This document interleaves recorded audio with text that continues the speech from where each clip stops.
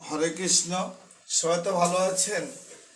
আজ গুরু বৃহস্পতিবার প্রাতকালে স্নান ছেড়ে আমি আমার গোবিন্দের পূজার জন্য আয়োজন করে পূজা করছি। এই যে দেখুন, রাধা গোবিন্দ নারায়ণ রয়েছে, গণেশ রয়েছে, গীতা রয়েছে, গোপাল রয়েছে, গুরুদেব রয়েছে, মহালক্ষ্মীর আসন সাজিয়েছি, ভোগরাগ ফলাদি দিয়েছি, পঞ্চনৈবেদ্য দিয়েছি, তেল প্রদীপ। মাঝে রয়েছে আমার রাধা গোবিন্দের সেই অপরাকৃত লীলা। আর ভগবানের কথাগুলো বলতে গেলে তো বলে শেষ করা যাবে না। আমার ভগবান দেখুন কেমন করে সেজেছি, ভগবানকে সাজিয়েছি।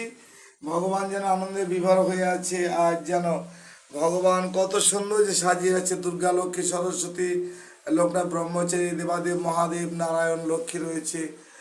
দেখুন, ভগবানকে কর্ণ ধরে মা আনন্দরানী আদর মানে শাসন করছে। মাঝে রয়েছে বাবা লোকনাথ ব্রহ্মচারী এবং পুষ্প, তৈল, প্রদীপ। দেখুন পুষ্পে কত সুন্দর সাজিয়েছে ভগবানকে।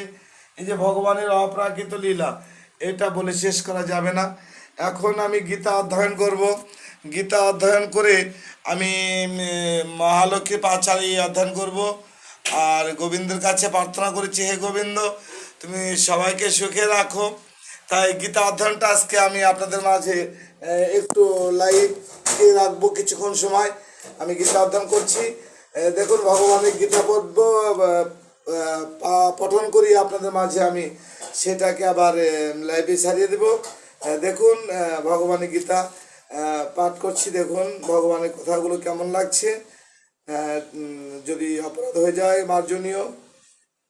দেখুন, চতুর্থ অধ্যায় জ্ঞান যোগে ভগবান বললেন, কর্মান্য কর্ম য প্রস্যদ কর্ম মপি চ কর্ম য হনং সবুদ্ধিমান মনীষু সযুক্ত কৃষ্ণ কর্ম প্রীতম যস্য সর্বে সমারম্ভনম কাম সংকল্প বিবর্জিতনাম জ্ঞান অগ্নিদুগ্ধ কর্মণং তমাহু পণ্ডিতং বুধম। হরে কৃষ্ণ। ভগবানের কথাগুলো কেমন লাগছে গো তোমাদের?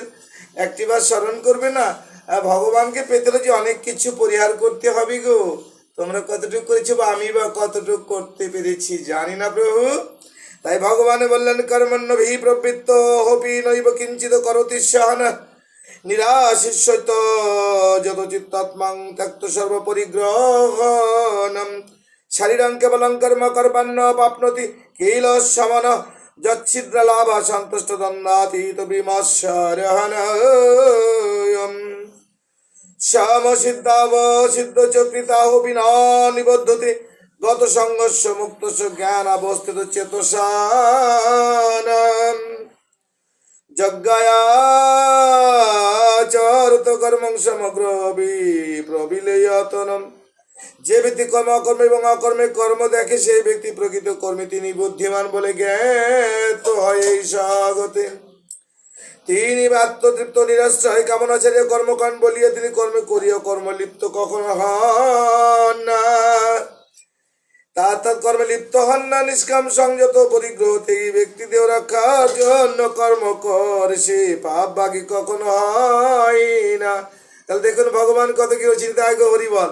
সবাই ভালো থাকবেন। হরে কৃষ্ণ। নিতাই গৌর হরিবল। হরে কৃষ্ণ, হরে কৃষ্ণ, হরে